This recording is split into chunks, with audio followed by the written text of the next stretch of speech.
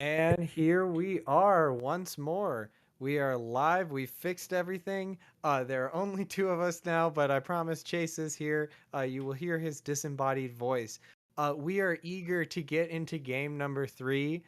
Uh, we're getting the draft set up, so you'll see it right behind us in any moment. Uh, let's get everything resituated, and let's remember what are the stakes here, Chris. Bragging rights for the entire year, some grants. Yeah, I don't remember what else. uh, And at this point, we already have our two teams, Valhalla Back and Triforce Tryhards, both having taken a single match off of the opponent. This is a best of three. That means this next game is for it all. For the last 7, 8 weeks of competitive play, this is where it all comes to fruition. If either one of these teams drafts correctly or plays perfectly, they can guarantee themselves tier 2 coach rivals champions. The whole enchilada tonight. Yeah, and Xander, what do you think may happen in draft this time? Because we've already seen Triforce Tryhards have to edit their bands and get rid of the Mordekaiser. Do we think Valhalla back will need to change up their bands? Because if we think back to their first three, it was the Twitch, the Diana, and the Yasuo. And I'm not sure if you get rid of one of those to get rid of the Zac, the Sejuani, the Yon, or what you do. So what are your thoughts here? I actually think that the Zac is not going to make it from the cutting room floor. The Zac is going to be completely gone this draft. We're gonna ban it out immediately. Uh, because Triforce Tryhards were a menace. Pac-Man Monarch was cracked last game. He was grabbing people with a Q and pulling them back like Scorpion from Mortal Kombat. This guy was practically a blitzcrank. Uh, so that's gone. There's no way that that is coming back into this match whatsoever. On the other hand, I think the Twitch is going to get through, and I think it's a smart idea to let the Twitch through because Merlin has been continuously harassed in all of these matches, and I think Triforce Tryhards can put him down. All right. Well, we'll have to see. We are starting to get the links through. I'm not sure for how long until we get into draft. And there it is. All right. So There here's we the go. draft, and let's see what changes are made. I'm gonna move this. I'm I'm really curious about this, about what our first ban is. We see that the teams haven't quite readied yet, so we have a little bit more time for speculation. Uh, Twitch chat. I'm curious of your opinions. What are we going to see here that is going to make the difference? I I've noticed that a lot of people have said that Blue Side is going to win because Blue Side has won the last two games. Uh, but I'm curious what Twitch chat has to say about champions. What are we going to see there? What do you think? What are our prios in the first pick?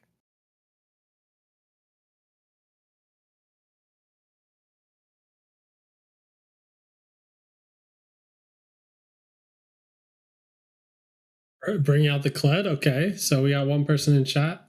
Uh, I'd love to see more from chat. Like, tell us like what bands you might change or what picks you want to see get through. I actually think Kled could be a pretty good pick. I'm not sure which of the two players play it. If I'm being completely honest, I'm not 100% sure if that's Coach Dubs or Black Beetle, but hey, Kled is Kled. I love. Let's Oh, see. gotcha. Let's see. Um, I I am definitely seeing some charm. But Chris, as you know, the chat is pre-recorded. So like this whole Oh thing's yeah. pre-recorded. So they can't affect the chat at all. So anything you're seeing doesn't really count. Uh we are looking at the picks and bans right now. We're waiting for them to get started. Maybe the teams are getting a little frazzled after 2 hours of continuous play. Yeah, I mean, not just 2 hours of continuous play. There's also this, bigger gap before game three. So that's gotta be weighing on the minds of both teams. Um, you might think Triforce Tryhards has the momentum, but um, I do think blue side does matter here, especially because the amount of champs that are shared between both teams. That first pick has changed things. So we saw Volibear first picked in the uh, first game. We saw Sejuani first picked in the second game. And those are definitely champs that both teams want to play. I like that in chat it says, I don't think Piper's Tunnel is that scary. Let it through. I wouldn't want to let it through. I think she runs the rift with it. Especially with the current we'll have to see. situation. With the current Yeah, setup. true. Like the patch. Trundle's crazy. I think we're going to see pretty standard jungle picks this set. I think we're going back to like Sejuani and then something not too interesting, which I hate to say. As a caster, I'm supposed to like hype things up, but we'll see. I'm the opposite minded as you. I think Sejuani is so much fun. I'm the kind of person that likes setting up other people. That's why I playing the Ashe. And so like when I play Sejuani, when I see other people play Sejuani, I love the ways in which they start things. And now they're starting the ban, so we'll have to see how this goes. Valhalla back gets rid of that Twitch. I think they saw the last series and don't want it through. Diana, Trundle. Wow, these teams did their research and they're sticking to their draft research. Mordekai's around. Good thing that they that Triforce Tryhards has a good memory because that first game, we don't want that in there. Let's see what the third blue ban is. I'm predicting a Zac ban. Ban Zac. Ban Zac. Come on. Come on. And there it is. They scroll all the way down and they're able to find it. The Malzahar ban from Triforce Tryhards. This is a great ban because Jubilis doesn't want to waste any of that massive amount of gold he's going to earn this game on AQSS. Let's see if we have anybody actually accurate. I don't think we're going to see Ezreal jungle here. Piper Maru is not Haru. There's a letter difference. It's Haru and Piper Maru. Different. We've got the first pick here. This is a Sejuani, and this is a classic. You want to keep your bacon in the freezer until you're ready to eat it. And this Sejuani is going to do really great for Valhalla in either top lane or jungle. Volibear here coming out as the response. This is a steal away from Piper Maru if they lock it in, because Piper Maru has put in 2 games of this. I would rather see the Sejuani in the hands of Piper Maru personally. It gives her more proactive tools, and it allows Coach Dubs to pick something interesting. Here's the Misfortune. Misfortune taken really early in this, and I think it's smart. It's been a difference maker in these games. I actually think Valhalla back with the Misfortune plus Seraphine combo in the last game could have been a big thing, but instead they had to have the Ashe Seraphine, and that combo is not quite as devastating for these team fights. And Merlin definitely played it well. I like this Volibear pick. Pac-Man Monarch in week 6 versus Borosnax put on a clinic with the Volibear. So we're once again going to see Battle of the Junglers, and I love it. I'm here for it. And this is a third. This is the third game in a row that we've seen Veigar, which is curious because Veigar has lost both games. On the other hand, we got the Darius locked in versus the Yone, and we see that these teams are ready to go hard. Darius in the top lane. Go ahead. I love that they didn't wait till the second round to pick their top lane. Don't let any more bans come through for that. Lock in a carry. Put Coach Dub on a champ that he feels like he can get a dub on, because that's what we want to see. I didn't want to see another Alawi Darius ban in the second round or anything like that. So, yeah, I want to see. I want to see the Jubs in chat for Jubilis, everybody, because Jubilis has locked in the Yone, and the last match was like a challenger Yone guide. Jubilis flying in from across the screen. Let's see if they can do the same thing with a Volibear on this team, on their team this time. Garen banned out. They don't want that counter pick for Black Beetle. That's one of Black Beetle's favorite champions right there, and I am a little concerned for what they have else. The Zyra and importantly the Ashe locked out, which has been played all three games, which had been played in the previous two games. So we will see. And the Ornn banned away too. Black Beetle's champion pool is seriously stressed right here, and the Ashe locked out. We're gonna have to see something new. I think the Garen ban's interesting because Darius wins that matchup, and I would have liked to have seen them pinch Black Beetle's champ pool and force him onto the Garen and make him fight him. Because I think Coach Dubs would just win that pretty hard. But the Morgana pick is really good. Having a Black Shield. 5. You know what number 5 is if they pick Morgana. I think you called it last match during draft. Oh, Jhin? Yeah, probably. Yeah. I mean, I think it'd be pretty good here. They have enough there's damage not that they wouldn't be like. That's a lot of AD on their team, but they wouldn't. Oh wait, never mind. They already have the MF. I'm dumb. Oh yeah. You baited me too. Sorry, Seraphine locked in. Good. Seraphine locked in for Valhalla back. Is this their third match with Seraphine? I believe. Yeah, and honestly, I think Loki Doki's played it really well. I think the Seraphine in all the games has been good. I think it just depends on what they can layer on top of it. So we'll have to see what they go for, and they go for a very aggressive botline pick. Tristana. That's an interesting kind of, I would say, a mismatch with Seraphine, because Seraphine wants a slow poke lane. And then we've got the Tristana who's going to jump in and pray that she doesn't get hit by the refrigerator that is that Dark Binding from the Morgana. Yeah, the Morgana Dark Binding can feel so oppressive when you get. I feel like I'm a magnet for it, and it lasts longer than the 2 seconds it says it is. This Shin pick is a good pick. We'll have to see how Black Beetle handles it, because Shin is supposed to be a counter to Darius, does win both, not just the level 1, but also the early levels, and affects the map in better ways once he gets a global.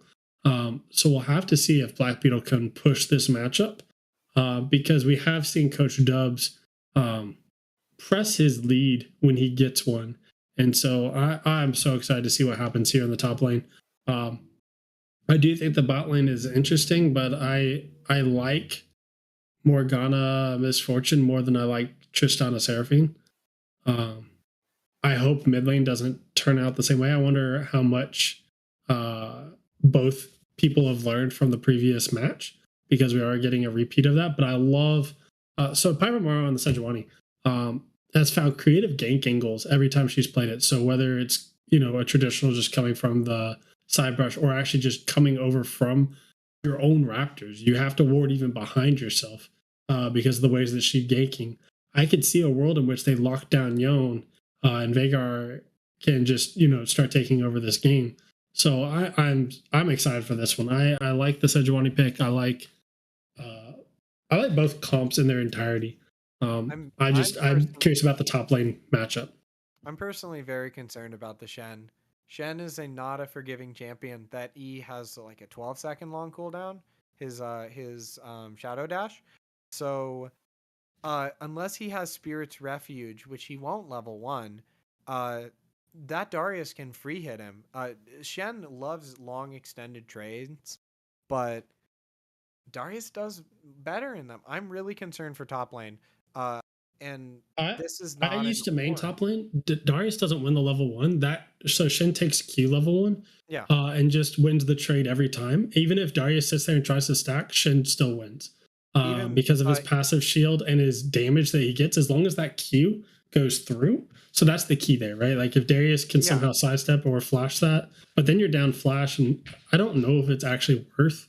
But Shen does win that when played correctly, even in the extended trade. It's a really weird matchup for Darius. Now, to be fair, I used to be a top lane main, so season 11 items happened. I don't think that changed the matchup in the early levels because the starting items didn't change, but we'll have to see. Let's But- see. Elsewhere on the map, I remember Forelege buffing, and let's hope that, yeah, I'm remembering the correct teams. That Forelege buffing Jubilus's Yone, and that, that was really good. That was really good. Like, Yone was able to get some of these kills because of increased speed and because of surviving using the wild growth. Morgana's Black Shield on Yone makes that Vigar even more terrified. And let's pray Vigar goes for an Everfrost this game, because that was a missed opportunity last game. And I think with a Shen shielded Volibear or Yone, this is not looking good for Valhalla back. It may not be looking good for Vagar, but I don't know. I'm always going to be looking for what does the re-engage look like, because when you've got so much CC around Sejuani and the way her passive interacts, and you've got Seraphine ult on top, if you have a fed Darius, if he's running the top lane just like he was on the Mordekaiser, it is not going to be an easy game to deal with the Darius. You're going to have to spend a lot of time peeling him. But if you use all your tools to engage, that re-engage is going to matter a lot. So we'll have to see what ways they can position themselves to do so. Because that Misfortune last game, Merlin on the Misfortune always positioned himself in a way to get a full bullet time out and just wipe an AoE damage onto the enemy team. And I think that's going to be pretty key here if Merlin can find those angles again. It's going to be an interesting match. The re-engage is really strong for Valhalla back. Both of these teams have a pretty good mixture of engage and re-engage. Sure. I also don't know how Double Puppies won the pets contest. Is that you, Chris? Did you have both of them show up? I'm offended. I did have both of them show up. I cheated. I'm 100% offended. Man, I would have brought in two, but one of them just came back from the dog park and it rained, so I don't want him anywhere near me right now. Fair enough. You know what? I'm actually excited to see Bluesai on the Tristana. So there was a time where my internet was out. We were gonna have Bluesai sub in for us, and the three champs we were looking at were Ashe, Misfortune, and Tristana. And we never actually got to see the Tristana in our practices, but he was very confident in his ability to play that if need be. And so that was one of our options that we had on the table when we had some comp ideas around it. So you know what? I've never seen Bluesai play the Tristana, but I'm excited. I'm really excited for that. So we'll have to see how that goes. I totally forgot about I totally forgot that was Bluesai. I remember thinking, wow, this is a tier 1 level ADC, like doing really good. And I think that we can say a lot that's the same with pretty much anyone in this finals for tier 2. They could play in tier 1 next year. That's no problem. No. Keep them there. Their comps are so scary compared to not to throw down like some of our own comps up in tier 1, but like these comps look so much more cohesive in a lot of ways. Especially that game 1 and game 2. Okay. The game 1 and game 2 comps just look scary. Like I don't want to play against it. Yeah. I mean, this is going to be a heck of a game. And to remind you what this all is for, this is for Coach Rivals Tier 2 Finals. This is for the chance to win massive scholarships for these teachers programs. I am so excited and grateful to be a part of this. We're going to throw it over to the intro video. Stick around. We're about to have Game 3 of Tier 2 Finals.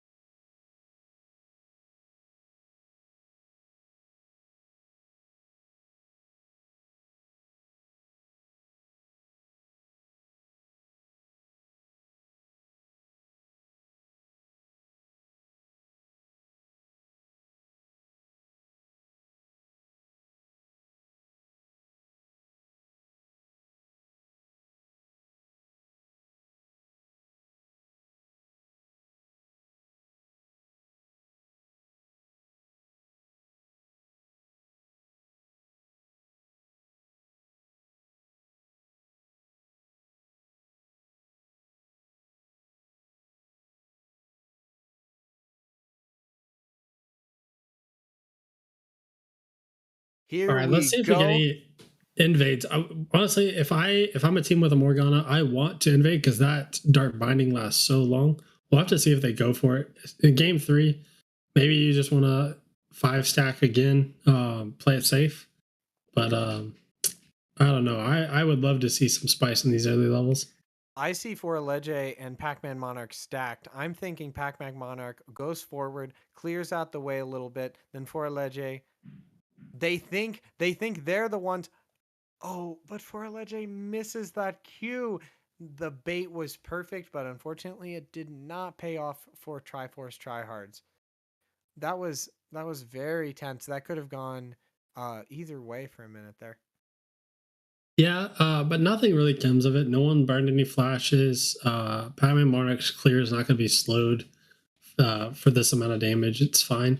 I guess Seraphine got about 20 gold for the Spell Thief's stack, but maybe that could have gone differently. I'm not sure if they were positioned well, even if Foralege hits the Dark Binding to follow that up. It was definitely it was creative, and that's all I wanted. So I'm glad something happened. Oh yeah. So early on here, we're looking for a few things. Nixus in the previous match burned their flash early with a bad trade into Jubilis. Jubilis forcing that flash with really great trading. Top lane, we're seeing both champions. They heard our casting and they're like, "Which one of us loses this? Let's hold it back for a minute." Foralege landing the Dark Binding onto Loki Doki, and Merlin getting a nice little double tap bounce onto Bluesky. I will say, Nixus has played these early levels much better than the last one. Not just not having to burn the flash, but if you watch that level 1, just completely respected and like let Yone over push and let the wave come to him. Coach Dubs with the early level 2 is able to win out on a quick trade. Bluesky similarly able to burst out for Foralege. Nixus sidestepping that third Q from Yone. And you know, these lanes, we see some poking back and forth, but no commitments yet. Loki Doki has had those beat drops on point. Like, call them Skrillex because like the beat has been working. Piper Mar going up for a gank, but Blackbeetle was already pushed into their turret, so nothing really to gain there. Nixus is going to lose some Siesta Tower, unfortunately. Jubilis getting a quick little trade. The shield's going to prevent the turret from getting any meaningful damage onto them. And Darius is able to roam around. Hopefully will not steal the Scuttle Crab from Piper Maru. And lane state has gone slightly in favor of Valhalla back. I think, Valhalla back with the Tristana, if she makes it out of this lane even with the Misfortune, that's huge. Because it's not easy to play this matchup out with the Dark Binding the way that it is. Oh, but Pac-Man Monarch has sneaked around. That's a sneaky bear. Bluesky with the very short rocket jump is not able to get out in time and has to flash and heal. Coach Dubs winning out on these trades. Blackbeetle not able to put down the Spirit's Refuge in time and takes the auto attacks from Coach Dubs. I think this is going back to the beginning. This is where that decrease in potion healing has a major effect. Nixus blocking Jubilis into the event horizon, and here's the drag from Coach Dubs once more. I'm actually really looking for the interaction where Blackbeetle will try to shadow dash away, but Coach Dubs is going to use the apprehend to pull them in during that movement, canceling it. That's a really cool interaction that I think we're going to see at least once in this laning phase. Yeah. I do think that this is a gankable Darius, the way he's pushed up, and this is something Coach Dubs did a lot on the Mordekaiser, is constantly shoving this wave. I think the Volibear Shen could abuse this, but so we have seen a trend from Pac-Man Monarch where Pac-Man Monarch does not gank. Like, I don't think that Pac-Man Monarch has done a full clear or has done a clear and then ganked. Most of the time, they push in, they retreat and go for a second camp for a second clear. But we have a little fight happening here. We have Ferlegge locks down Piper Mara with the Dark Binding, but the damage that Valhalla Back is able to return on Pac-Man Monarch makes them think twice about engaging. Jubilis doesn't quite know where Nixus is, a little concerned that he might come in from the side. The vision is scarce on the side of Triforce Tryhards. They're not even able to get both wards in the pit. The mid lane and bot lane for both teams are completely neglecting farm right now. And importantly, Black Beetle has hit 6.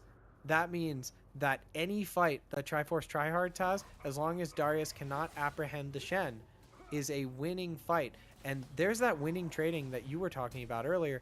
But I think he could have got aggressive with that. Coach Dubs is out of mana. I don't know Darius's ult cost, but I don't think he has the mana for it. I would go for it.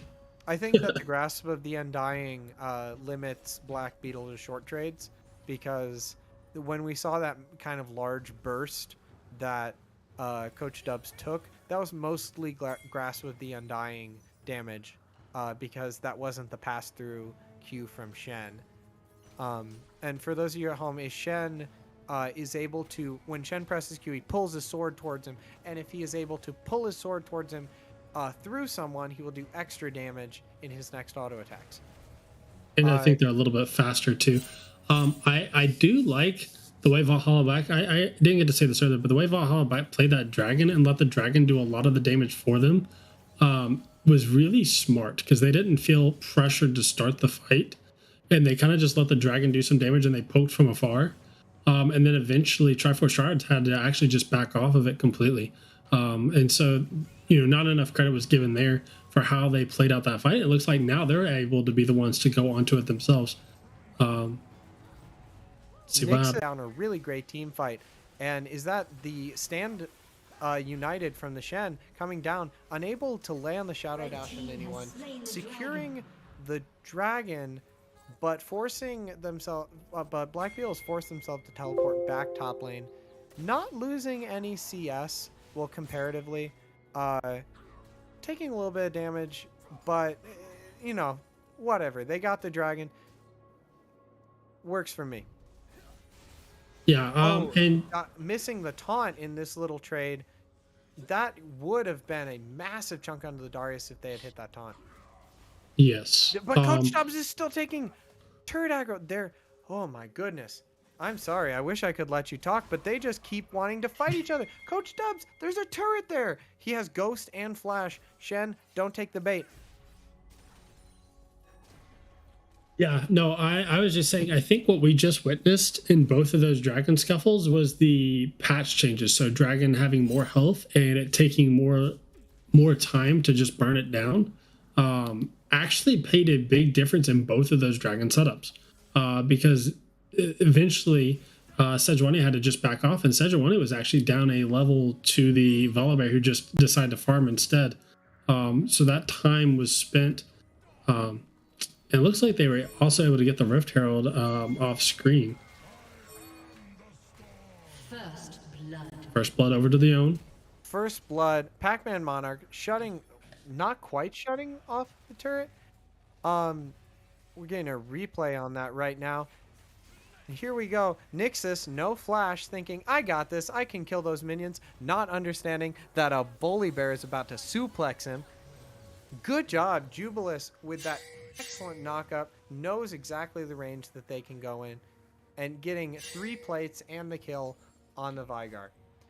We see Valhalla back. Not quite. I was a little confused because I thought they were going to go for the same play that they did. I think it was last game where they... yeah, last game they rotated their Veigar into bot lane. And did a lane swap there. I'm kind of confused that they didn't do that this round. I actually think they could do that with the Darius into the own. I think Darius would love that matchup. So I am curious what happened off screen. So I don't remember, and maybe you can recall. Maybe I'm just losing my mind. Sejuani has a kill and Volibear has a death. I think that might have happened during the replay. yeah, I'm guessing Sejuani just caught Volibear there. I actually... Oh, and Pac-Man Monarch here. We've got a gank on top lane. Flash and Ghost out. But Coach Dubs is sticking around? I guess not scared of Pac-Man Monarch. Jubilis is in lethal range of this Vigar, and Vigar is walking up because he knows it. I actually think that Yone is not great into the Darius. Or actually, excuse me, the other way. If Yone plays it correctly, Yone should have a pretty large range difference against the Darius, unless Darius can just straight bully him, which is hard to do in mid lane without being able to set up a good freeze.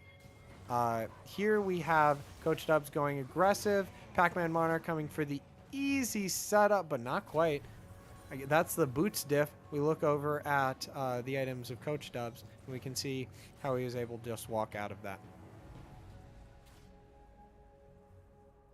Yeah, I mean, we see attempts at scuffles on both the top and bottom half of the map. Not a whole lot comes out of it, but both teams are trying. So I like that here in game 3, when everything's on the line, we're not seeing them hold back. They're still going for these looks. They're trying for these looks, and whether they're finding them or not is, not so much the point in my mind. I like that we are seeing these looks, and here's Sejuani in the mid lane.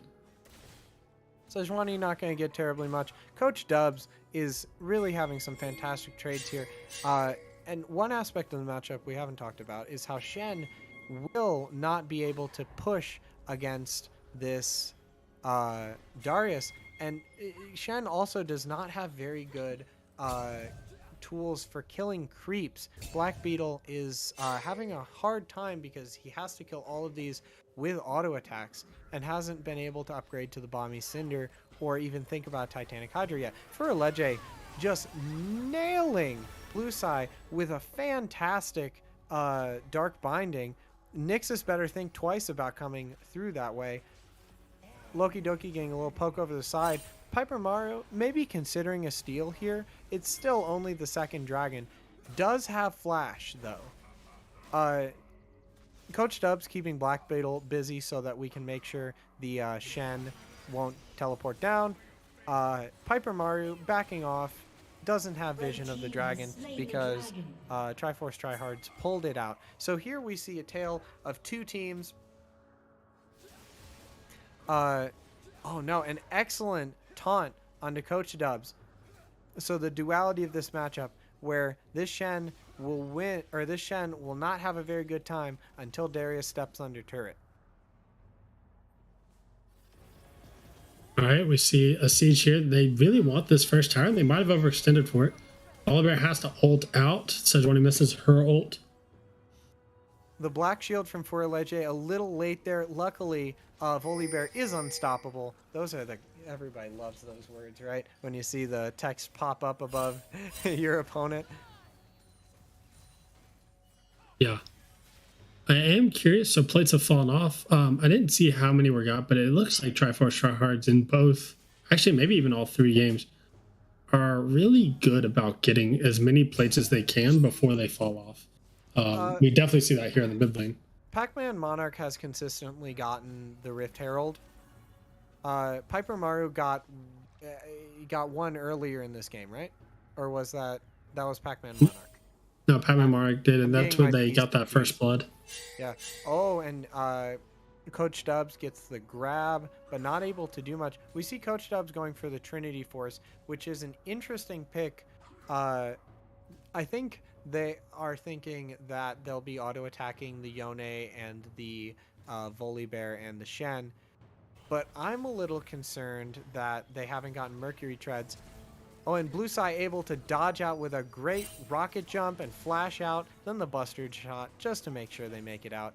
And on the other side, Loki Doki keeping that little Vigar safe. But Nixus did just burn Flash, even with Loki Doki next to them. A little more faith in their companions might be warranted. Black Beetle taking some damage, but you know, until Black Beetle goes to base, they're gonna have a really hard time holding this lane. Yeah, Volibear and Forlege moving up for this Rift Herald, trying to get some vision for it, trying to get set up.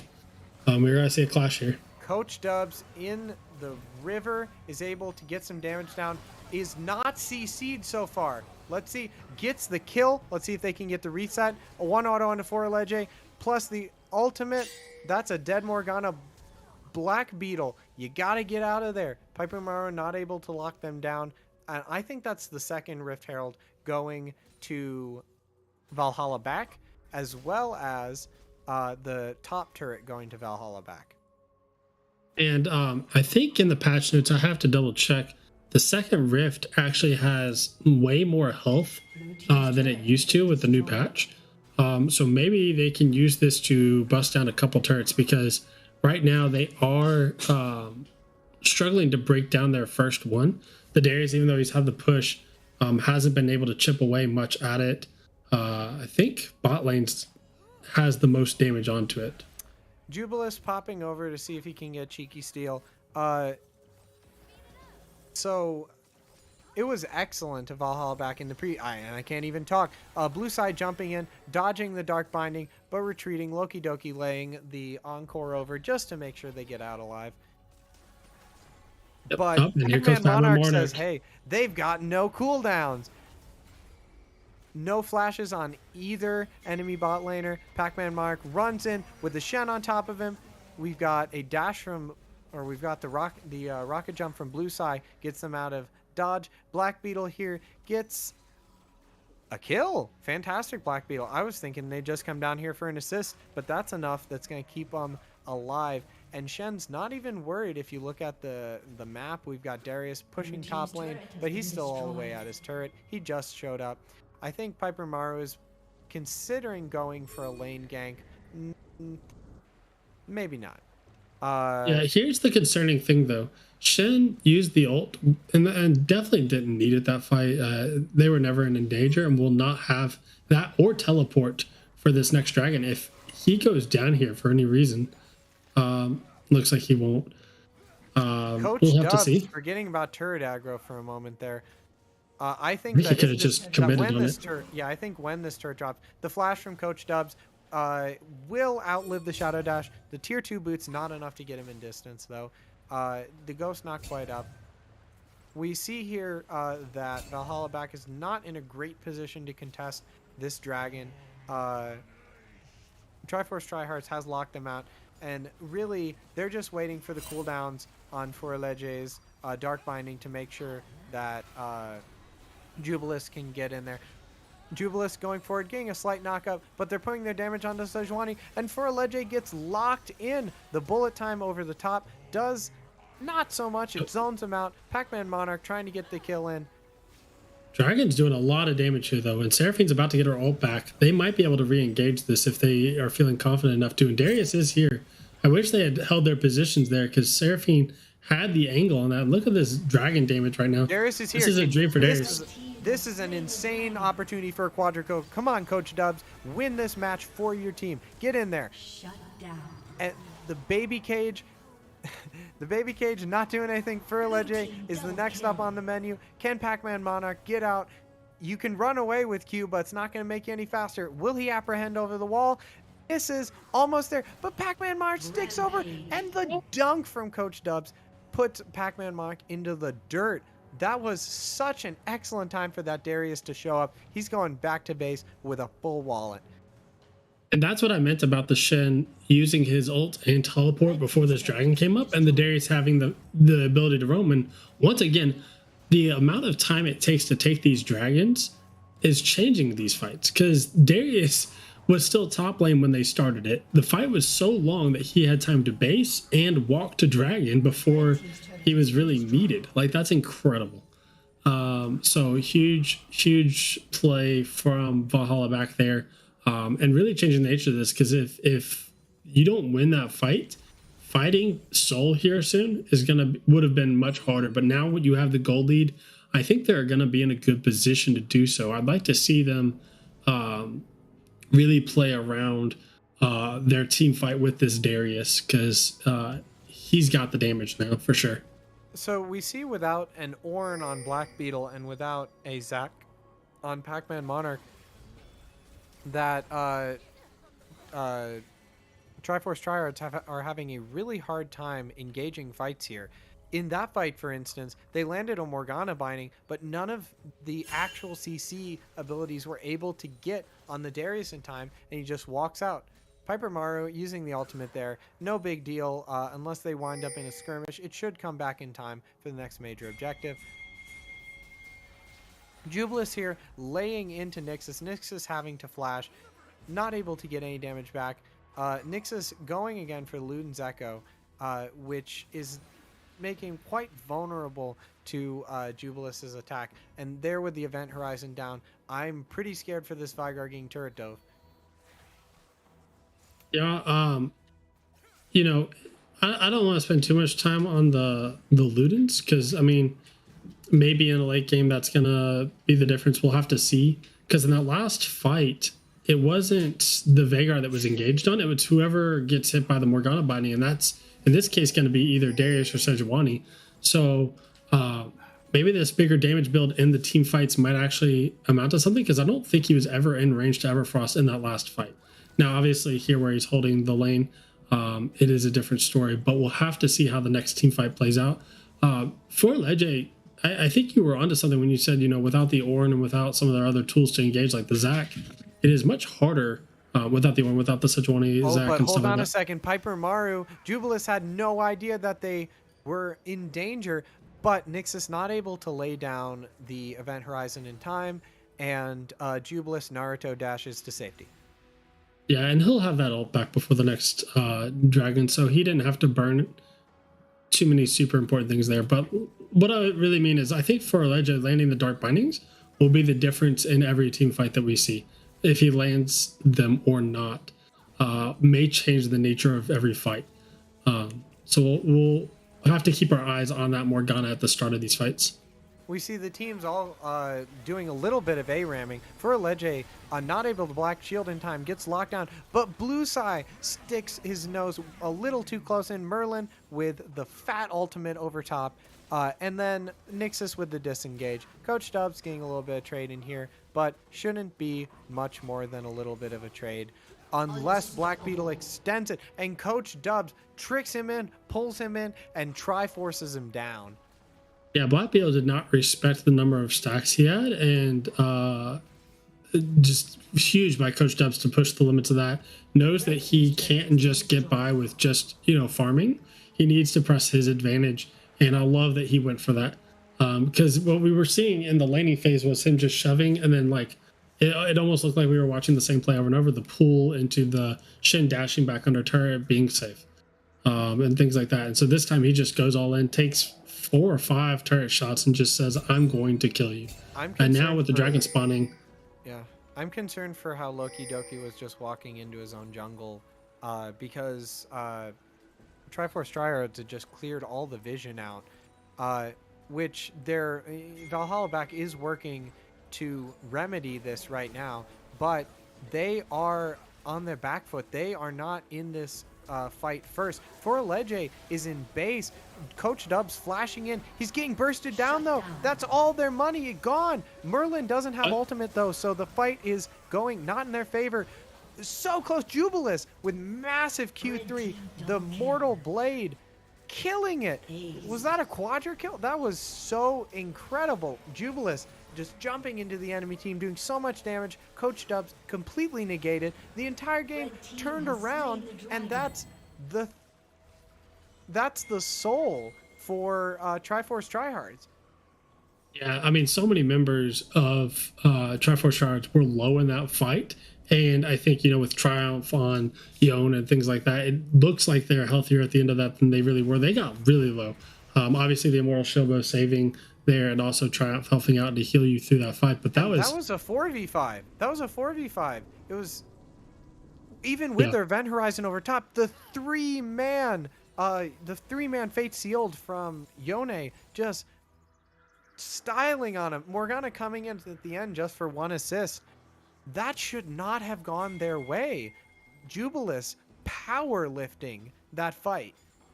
Yeah, I I should have called it out before, but I don't think Seraphine or Sejuani had their ult in that last fight because they had used that in that mid lane scuffle that happened, about a minute before, and their ults are longer cooldowns, and so they didn't have them just in time for that fight. And I think if Seraphine had been able to get an ult on top of that, I actually think it's a different fight. You know what I mean? But Seraphine is completely trapped here. Flashes away from the Shadow Dash, but the Fate Sealed is enough. And that Fate Sealed has a really low cooldown because we just saw how much work Jubilis did with it in the fight. This game was close, but unless Valhalla back can pull something out of their hats. And unfortunately, Coach Dubs is trapped. He does not have either summoner, so this slow basketball man is going to have a hard time getting out. Pac-Man Monarch with the dunk over top, all 5 there. I think I think Triforce Tryhards took personally what I said earlier about Darius using Triforce to wreck him, because they just put 2 members of Valhalla back into the dirt. It was rough. How's the Baron positioning here? You think this is gonna happen? Or is this bait? I like that they took out the biggest threat and started immediately clearing wards instead of just starting it up, because both teams are so good at their vision. I mean, you saw in all these fights how many wards both teams have to clear out just to feel safe. Now, Piper Mara is walking in here with no vision, knows that it's been started, but probably feels a little desperate to try to do something. The night is dark and cold and full of terrors, and those terrors are baroned up members of Triforce Tryhards. I think definitely after that first game with Coach Dubs popping off so hard that we were all a bit concerned for Triforce Tryhards, but dear Lord, have they picked it up? I think a lot of credit has to go towards the differences in draft that they opted for. So prioritizing the misfortune themselves, getting Jubilis on a carry champ instead of the slow farmer in the mid lane, getting Pac-Man Marok on something that he feels like he can gank on. That has definitely changed the entire nature of this series. And that's a scary bear. Nixus with the flash, it's not going to do much. I don't think Piper Maru might be able to help. The Event Horizon not able to stop the Fate Sealed from the Yone, but the Hourglass from Vygar lets him live for a little bit longer. Unfortunately, now Ham's on the menu. Black Beetle thinking they can go for a trade in top lane. Having actually a pretty good time. Let's see if the passive from Darius changes anything. The Q heal, can he? And the dunk. That got really close for the Shen, honestly. Yeah, I definitely see that was Shen with an Ocean Soul, but that is also Darius, which if we see the gold, I'm thinking that Darius has a 1,500 gold lead, at least. No, like 3K. A 3K gold lead. So that was Black Beetle almost winning a 1v1, 3,000 gold down. Coach Dubs flashing and ghosting, which is a little questionable.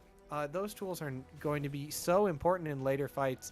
Pac-Man Monarch, meanwhile, getting the push down here.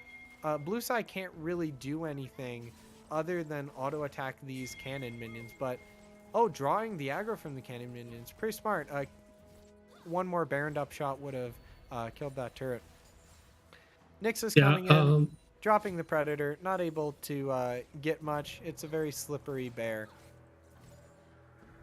I think Coach Dubs, like you said, losing the Flash and Ghost. We've got Elder Drake here, and that the last time they fought here was already hard. I feel like this fight's going to be harder, but at least this time they have all their ults. Both teams have saved their ults for this fight. This is going to be a bloodbath here. I've seen this one before. For Alege is in base. The Event Horizon able to lock down Pac-Man Monarch, but not more than that. Pac-Man Monarch is alone. Coach Dubs can lay down the damage, but can they? They're taking damage from Jubilis and Merlin. They don't have enough armor built. They get shredded, and Pac-Man Monarch feels inevitable walking in. Piper Mara trying to get the kill on Jubilis, but Furileje is finally here. Puts the black shield on Jubilis, gives him enough time to sustain up. Pac-Man Monarch, menace in the backline onto Nixus. Merlin cutting off the Vygar's retreat, and that is a one-team fight for the Triforce Tryhards, who, reminders, are moments away from winning potentially the entire league that they've been competing in for 8 weeks. 2 months of their lives have gone into this league, and they are looking to make those 2 months well spent. I think what was really smart by Triforce Shards in that last fight, so you could see what Valhalla Back was creatively trying to do. They like showed and then walked back, and they were like trying to get them into a choke point for the Seraphine ult, like funnel them in, get them chasing into that funnel. And smartly, the only person who went was the Volibear. So that means when Seraphine's ulting on top of that choke, the only person who got hit was, I think Volibear and Shin may have both been hit, but like that's not the persons that's not the people you're trying to wombo combo there. And so really smart by Triforce Charge not to get baited into that choke point there. Merlin does not care about the baby cage at all. Thank good. Oh, and the Elder Drake from afar. Boom. Sniping them with that dragon damage. Coach Dubs, eager to take this 1v1. Even against Elder Dragon, even against the Soul. Pac-Man Monarch is still a little bit scared. It's the power of this Darius. I think no matter what, Coach Dubs is going to be pretty happy about tonight. We got bot lane pushing all the way in.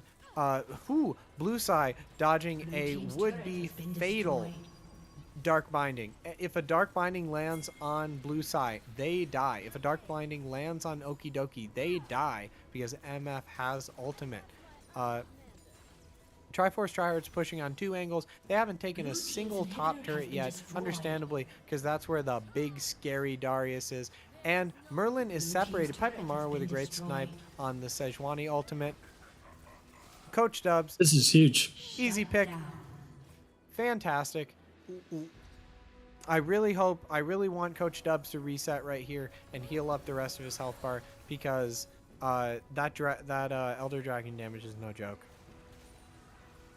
Yeah, we'll have to see how they approach this, but only losing one inhibitor against a team that's this far ahead is pretty good.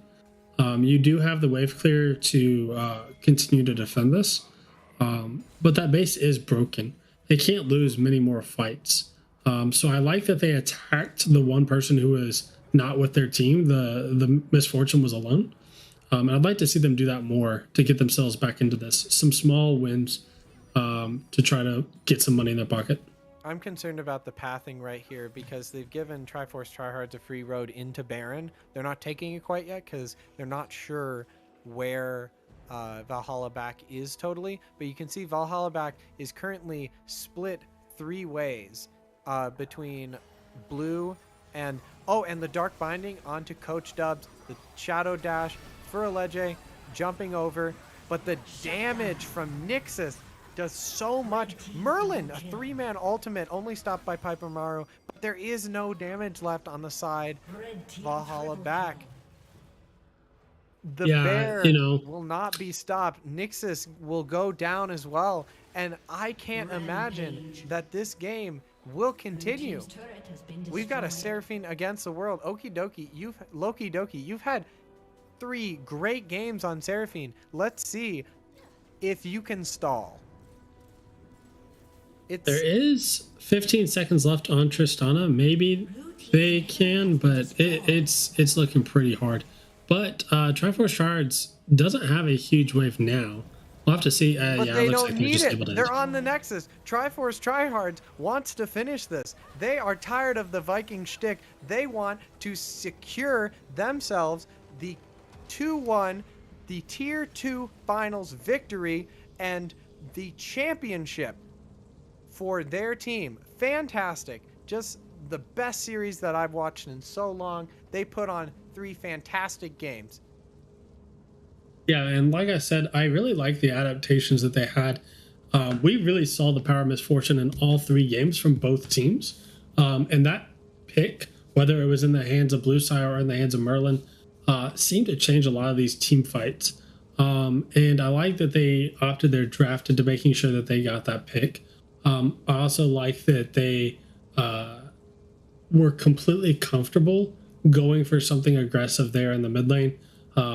In that first game, the Veigar versus Malzahar wasn't it. And so then opting into Yone back-to-back games, daring them to have an answer for it, that was really smart drafting, and the right pivot into winning the entire series. So huge props to them for that. Yeah, I really like the mental fortitude to lose the first game, and let's give Valhalla back the credit they deserve. Valhalla back. Is it rude to say stomped? Valhalla back stomped game 1. They were very strong. But then right at the end, we saw the glimmer. We saw Triforce Tryhards go, oh, but that Baron's mine. And then they were like, oh, but the next game is mine. And then they said, oh, the series is mine. Yeah, I'll just say, like, it wasn't just the Baron to me that would have also given me hope. If I'm playing the defense at the Nexus in a losing game when the enemy has Baron and you defended it, or maybe it was Elder, and you stopped it with like 1 hit left, you're going to lose the game. But that feels so good in that moment. So having that feel good moment going into game 2, I agree, can make a difference. And I think we can go down the line real fast, and just as a way of ending out tonight, because I know we've all had a long night, but ending out tonight, giving them the credit they deserve. Going down the line, top lane for Black Beetle. I think that we saw development across the 3 matches. The first match, picking into a counter matchup, having a rough time. The following matches, what do you think? I mean, honestly, like, held down the fort, right? So Coach Dubs was really trying to press his advantage, and was in each game, but holding down the fort in that top lane, making sure that they were still useful in the coming fights. So Shen finding the right ultimates to layer on top with his team and still be useful in each of these fights was really good. Yeah. And I think Pac-Man Monarch was going into this as the underdog jungler. Piper Mario kind of the face of tier 2. And that first match did not look great, but holy moly, that Zac was clean. Yeah, that Zac pick was really good, and it made you feel like, okay, we have to change up our draft, and what are we gonna ban, or what are we gonna do with this? And so that always changes an entire series too. I think that Zac pick was huge in game 2, finding the angles to influence the game. But that being said, I don't actually think this. I predicted that the series would come down to the junglers. I don't think the series did. I think the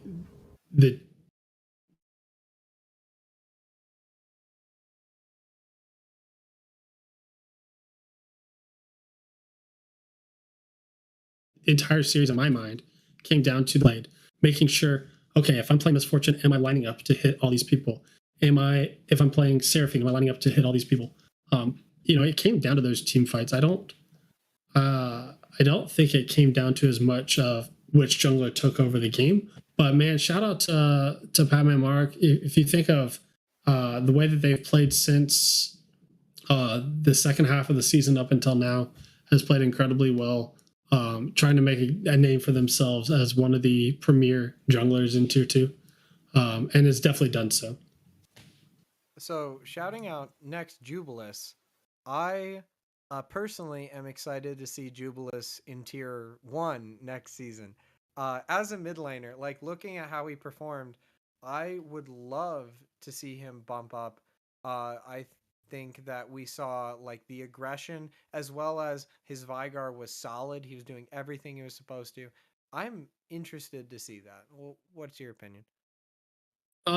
You know, I like the spice. I like the fact that early in the season played the Diana. Clearly had pulled out Yasuo at some point to draw bans. I it was one of those games with the Zac, right? And then now the Yone. I like those picks because those aren't the things that we always see. We don't see that level of confidence to pull out the brawlers or the assassins or the fighters, and I really like that. But I'd like to say I called it. So as soon as he locked in the Yone, I said that we were going to get a performance similar to his Diana game in the first game of the season, and I think Jubileus delivered on the Yone for sure. Definitely. Merlin continuously drew the Twitch ban, but I think that their misfortune, especially their placement of ultimates, was sublime.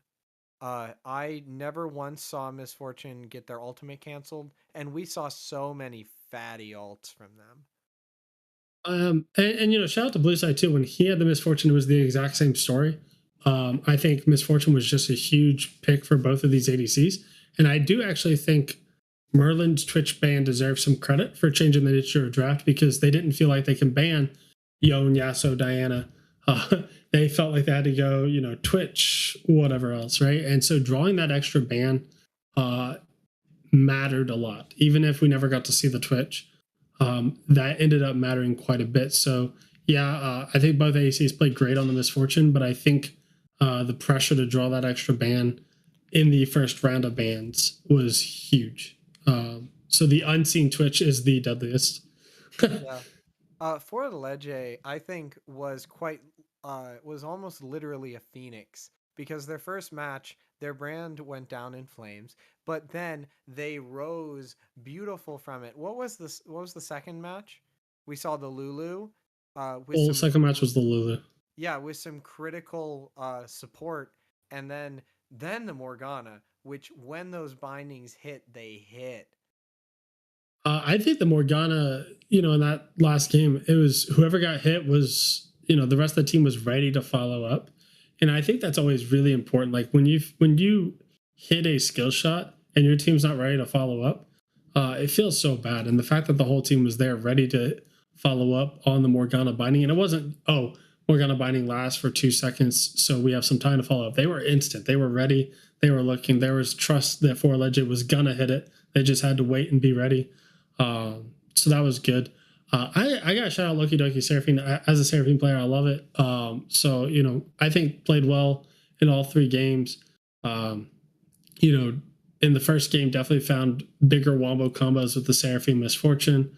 But I don't think that takes away from the Seraphine play. I think Loki Doki played great in all 3 games as the Seraphine.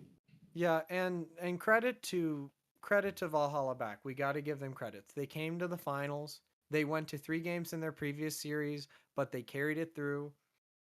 We saw good play out of every single player. This was a fantastic finals, and I'm sad that I have to give it back over to our host, Chase Master Blaster, who is going to tell us a little bit about Coach Rivals and what we stand for and how you can support us.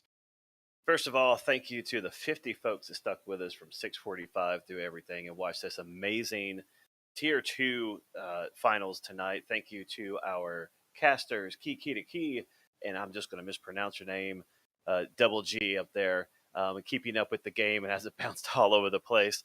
But we definitely would like to thank our partners for this summer. We think for providing several grants, Esports Gears for our On Point jerseys, where proceeds go to our nonprofit, Phoenix Gaming Foundation.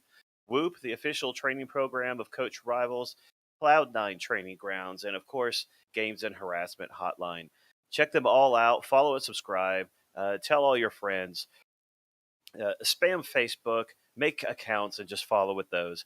If you want to help Coach Rivals or Phoenix, make sure you check out the panel below where you can donate. And we will see everyone tomorrow evening for Tier 1 Finals and Saturday for our Charity All-Star Stream. But we'll probably Scream too. Have a great night and a great week, and we will see you next time.